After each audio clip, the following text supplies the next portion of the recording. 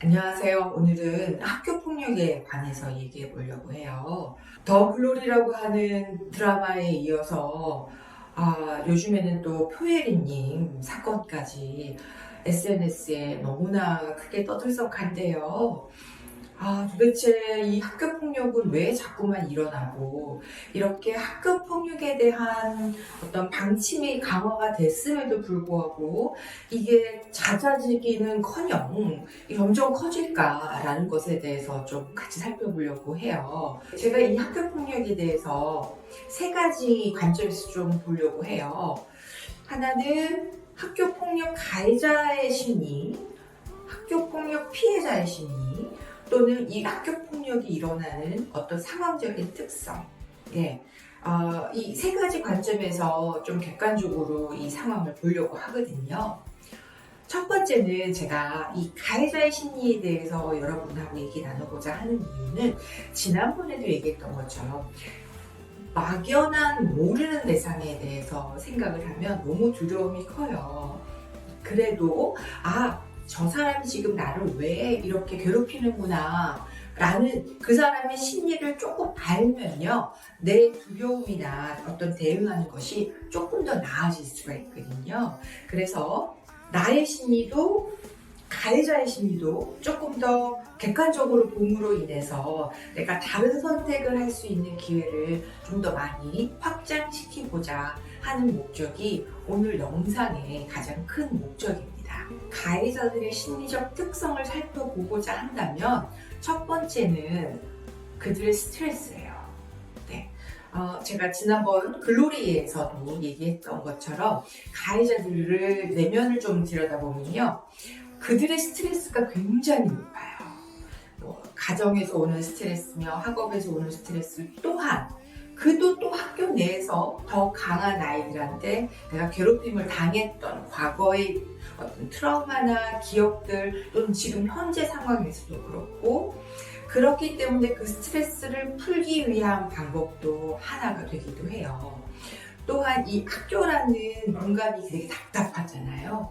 갇혀져 있고, 물론 이제 공부가 재밌는 아이, 또 공부로서 인정받고 관심을 받는 아이들은 학교 자체가 즐겁겠지만, 학교 내에서 공부로서 잘 인정을 못 받고 공부는 잘 안 되고, 이런 것들이 너는 왜 공부를 못하니라고 이렇게 부모님들한테 또는 선생님들한테 자꾸만 혼난다든지, 이런 것도 스트레스 요소가 될 수 있고요. 그들도 무언가 자기가 괜찮은 어떤 느낌, 자기가 괜찮은 사람이라는 우월감을 느끼고 싶은데, 그런 것들이 다른 일반 아이들처럼 건강한 또래 관계를 통해서 또는 학습이나 다른 능력을 통해서 이루어지기가 어렵거든요.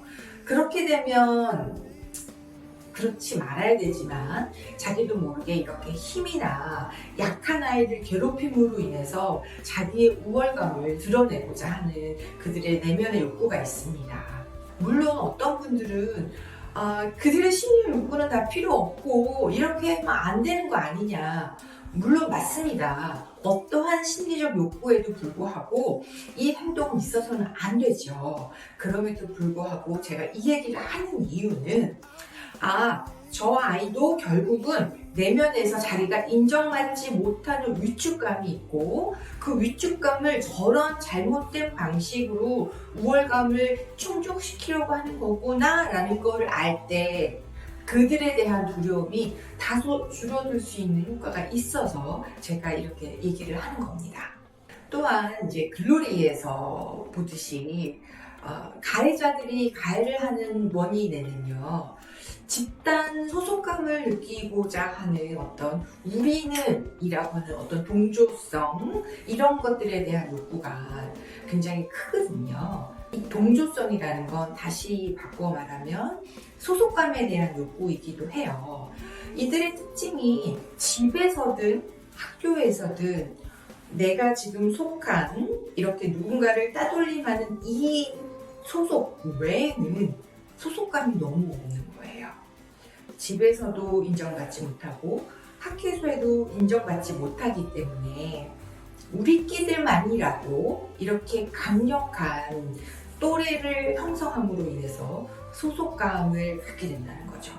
그리고 이들이 이런 강한 결속력과 소속감을 충족시키기 위해서 잘못된 방식이지만 쟤는 달라, 쟤는 이상해, 쟤를 괴롭히는 우리라는 공동체를 더 강력하게 형성함으로 인해서 내면에 있는 이런 내가 배제되고 소외될 것 같은 두려움이 일시적이라도 안정감을 갖게 되는 이유가 되기도 합니다.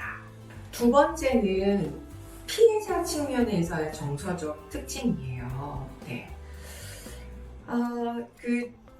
지난번 글로리에서도 얘기했던 것처럼 그 문동은과 여기에 나왔던 표에리님 그 이야기를 들어보면요, 내가 어찌됐건 그들의 괴롭힘에서 도망가려고만 했지 하지마 라고 하는 건강한 자기 방어나 이 부분에 대해서 적극적으로 도움을 끈질기게 청하지 못했던 측면이 있어요. 그 내면을 좀 들여다보면요, 어렸을 때 내가 엄마한테 엄마 나 이런 거 때문에 너무 화가 나요 라고 하거나 또는 동생 때문에 너무 불안해요, 서운해요 라고 이렇게 부정적 감정을 느끼면서 얘기할 수 있잖아요. 그런데 이런 부정적 감정을 얘기할 때마다 좋은 결과를 경험하지 못한 거예요. 즉 네가 언니로서 참아야지, 네가 이러니까는 그런 거야 라는 식으로 뭔가 부정적인 감정을 표현했더니 오히려 더 부정적인 결과를 초래했더라는 거죠. 내가 표현했을 때 도움을 못 받으면 못 받는구나 라고 빠르게 포기를 한다든지, 또는 애초부터 내가 이렇게 얘기해봤자 아무런 도움도 좋은 결과도 얻지 못할 거야 라고 생각하면서 단지 빨리 이것을 피하려고만 하고 어떻게든지 적게 경험하려고 하는 쪽으로만 어떤 에너지가 모아진다는 거죠. 그래서 혹여라도 지금 부모님께서 이 영상을 보고 계신다면, 나는 우리 아이들이 엄마 힘들어요, 엄마 화가 나요, 누가 미워요 이런 부정적인 얘기를 할 때 내가 어떻게 반응하고 있는지 한번 살펴보세요. 혹시 아이가 그렇게 부정적인 감정을 반응할 때 내가 그랬구나, 뭐가 화가 났니? 이렇게 묻는 것 대신에 화를 내는 건 나쁜 거야, 네가 이해심이 넓어져야지 언니로서, 혹시 이러지 않는지는 한번 점검해 보시면 좋을 것 같아요. 특히나 제가 조금 많이 경험한 바로는요, 아이들이 성장하고 나서 예를 들면 초등학교 고학년이나 중학교쯤에 또래관계 문제가 생기잖아요. 이럴 때 초반에는 부모님한테 얘기를 해요. 엄마 나 오늘 이런 일이 있었는데 친구가 이렇게 해가지고 나한테 이렇게 말을 해가지고 내가 기분 나빠서 그렇게 했더니 얘가 다른 친구랑 와가지고 나한테 그렇게 했어 라고 얘기하실 때 어머님들이 얘가 그것에 대해서 너무 힘들어하지 않게 도와주려는 의도지만 자꾸만 야 그런 거 그냥 무시해, 그런 거 신경 끄면 어떻게 일일이 학교 다니니, 그냥 걔 좀 또라이니까 그렇지 라고 그냥 무시해, 이런 식으로 반응해 주시는 게 실질적으로는 아이들한테 도움이 된다기보다는 도움을 청해봤자 어차피 도움을 받지 못하는구나 라고 하는 자신의 생각을 확신시켜주는 결과를 초래하게 된다는 거죠. 세 번째로는 환경적인 요인도 있는 것 같아요. 요즘에 이제 가족이 핵가족화되고 소규모화되면서 자녀들을 많이 낳지 않잖아요.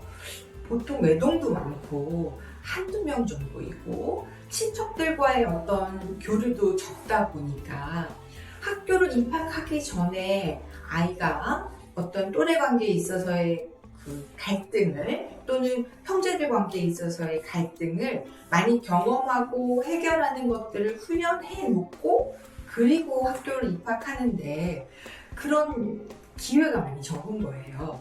물론 유치원에서도 관계를 갖지만 유치원에서조차도 어떤 문제를 해결하는 것보다는 문제가 발생하지 않게 하는 방향 쪽으로 에너지가 많이 쓰인다는 거죠. 또한 형제들 사이에서도 제가 이런 걸 많이 발견하게 됐는데요.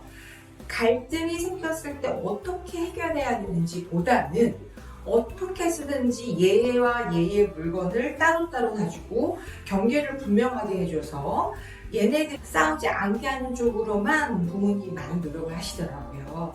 그러다 보니까 아이들이 누군가가 자기 영역에 침입해 오거나 내가 누군가한테 관심을 갖는 부분이 많이 발달하지 못하게 되는 거죠. 그래서 아이들이 자기 영역에 침입해 왔을 때도 누군가 엄마가 해줬던 것처럼 개입을 해주기를 바라는 거지, 내가 이것에 대해서 적극적으로 하지 못하게 된다든지, 어렸을 때부터 문제가 발생을 하면 처음에는 공감을 받고 위로를 받고 감정이 풀리고 나서는 이 문제가 일어난 것에 대해서 나의 어떤 특징과 상대방의 특징이 이렇게 만나는 거구나 라는 거를 좀 이해해야 되는데, 이제 그런 연습을 좀 많이 못한 거예요. 그래서 삐끄덕거리게 되는 가능성이 많다라는 거죠. 삐끄덕거릴 때 자아가 단단하지 못하면 수동적으로 회피하게 되고, 저 아이들은 회피하는 아이를 보면서 내가 조금 더 강한 느낌을 받으면서 더욱 그 우월감을 과시하기 위해서 학교 폭력을 하게 되는 것 같아요. 어떠한 상황에서도 폭력은 있어서는 안 되는 건 분명합니다. 그런데 학교 폭력에 대해서 무조건 나쁘다라는 것만이 아니라 이런 것들이 왜 일어나고, 그러면 일어났을 때 벌을 주는 것 쪽으로만 가는 것보다는 부모님이나 학교에서 어떻게 개입해야 되는지에 대한 뒷받침이 철저하게 조금 이루어졌으면 하는 바람을 오늘도 해봅니다.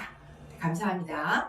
행복의 기술은 여러분과 더 행복해지기 위한 채널입니다. 궁금한 것이나 나누고 싶은 이야기가 있으면 댓글로 남겨주시고, 주변에 영상을 함께 나누고픈 분이 계시면 공유하셔서 다 같이 더 행복한 세상을 만들어 갔으면 합니다. 구독과 좋아요는 영상을 제작하는 데 큰 힘이 됩니다.